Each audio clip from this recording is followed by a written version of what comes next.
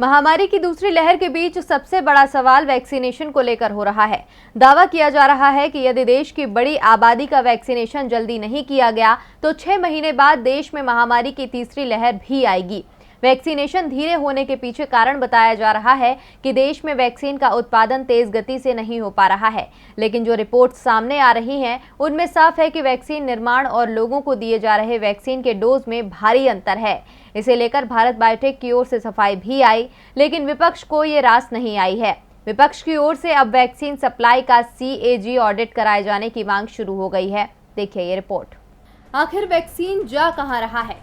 Bharat biotech अब तक करीब 10 करोड़ कोवैक्सीन का निर्माण कर चुका है, लेकिन कोवैक्सीन के डोज लगाए गए हैं करीब 2 करोड़ 25 लाख।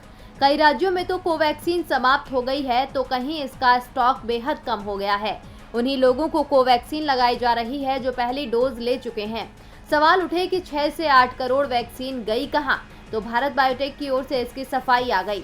भारत बायोटेक के अनुसार कोवैक्सीन को बनाने के साथ टेस्ट करने और उसका बैच रिलीज करने में 120 दिन लगते हैं। मतलब इस साल मार्च में कोवैक्सीन के जितने डोज बने वो सप्लाई के लिए जून तक ही तैयार हो सकेंगे। भारत बायोटेक का कहना है कि वो अपनी उत्पादन क्षमता को लगातार बढ़ा रहे हैं। अप्रैल में 2 करोड़ वैक्सीन हर महीने तैयार हो रहे थे, जो सितंबर में 10 करोड़ हो जाएंगे, लेकिन सितंबर में तैयार होने वाली वैक्सीन लोगों को शायद अगले साल ही मिल पाए। भारत बायोटेक की सफाई विपक्ष को रास नहीं आ रही है। इसे लेकर कांग्रेस नेता पी चिदंबरम ने सवाल करते हुए कहा कि टीकों की कमी पर जनता का गुस्सा सड़कों पर आने से पहले अब लापता टीकों के रहस्य को सुलझाना जरूरी है। लापता टीके का रहस्य हर दिन गहराता जा रहा है। टीकों के एक बैच के उत्पादन के लिए आवश्यक लीड टाइम के बारे में भारत बायोटेक के बयान ने भ्रम को और बढ़ा दिया। क्षमता एक चीज है और उत्पादन एक अलग चीज है। हम 2 घरेलू निर्माताओं द्वारा अब तक उत्पादित वास्तविक मात्रा के बारे में जानना चाहेंगे।